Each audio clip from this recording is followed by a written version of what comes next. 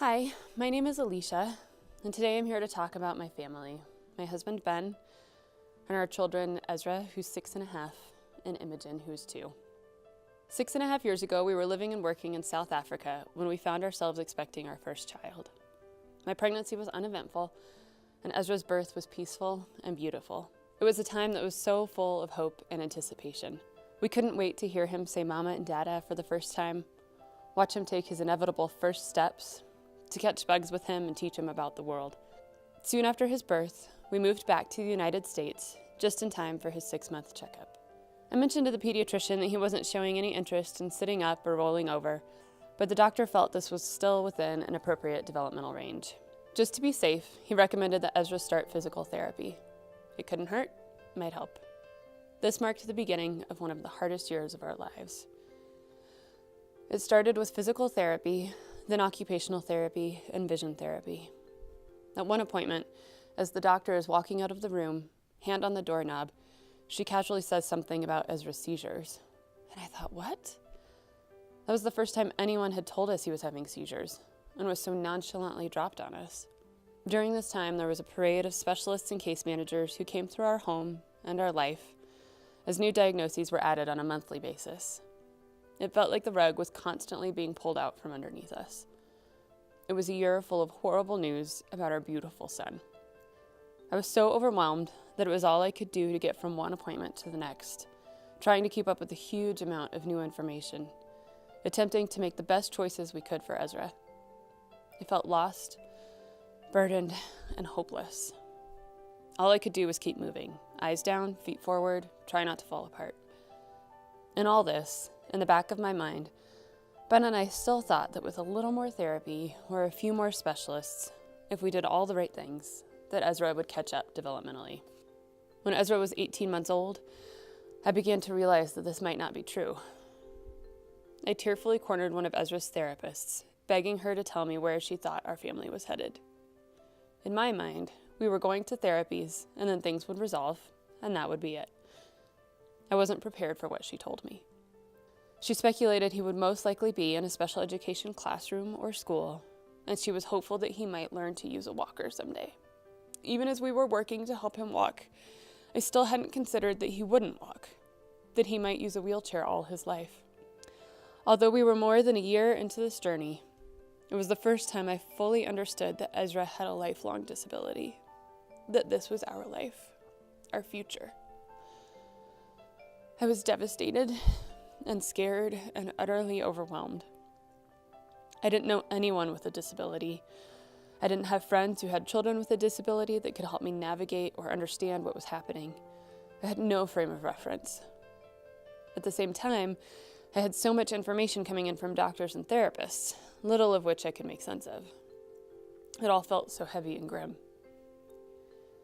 As we shared what was unfolding with family and friends, their reactions mirrored the terror that we felt inside. Although it wasn't their intent, their sympathy and attempts at comforting us only underscored our feelings that our lives had become a tragedy. It seemed like everywhere we went, we were greeted with sad eyes and heavy hearts. These reactions, they stole our hope. Whether you realize it or not, when you have a child, you start dreaming for them. It's not always the big things like what they will be when they grow up or what their families might look like. It's the small things too. Dreaming about reading books with them about dinosaurs, swinging at the park, taking walks through the neighborhood after dinner.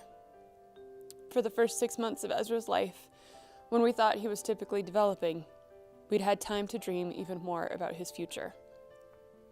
As we progressed through our year of horror, these dreams began disappearing, one by one, leaving only fear and uncertainty in their place.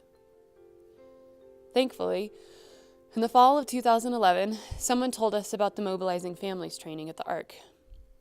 We had no idea how profoundly it would change our lives. When we arrived for our first Mobilizing Families session, we felt an immediate sense of relief.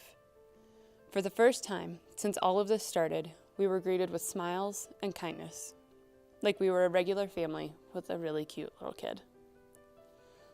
The cloud of tragedy had been lifted.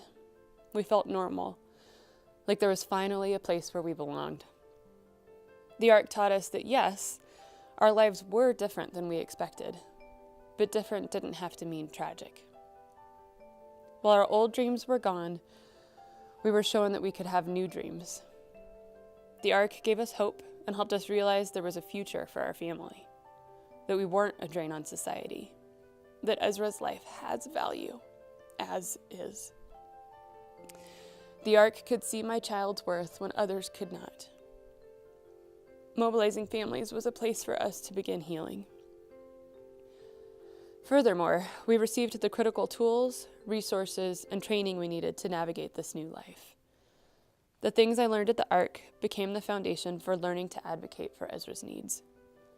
The Ark taught me that Ezra has the right to go to school and to be safe at school.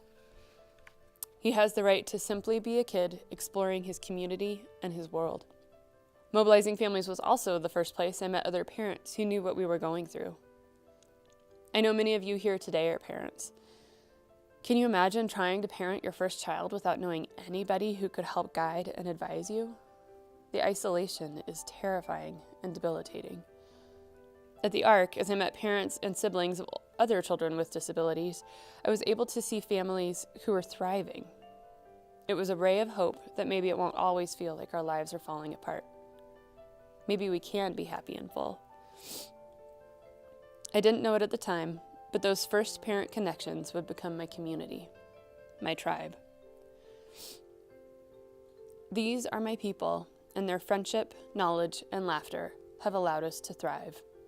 With them, I never feel alone. But it's not just the Ark's classes and community.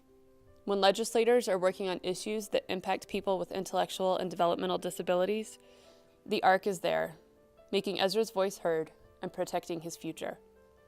Within his school district, the Ark is working with administrators to ensure that all students in special education have the support they need to learn and grow. There's so many pieces of the puzzle of Ezra's life that are different because of his disability.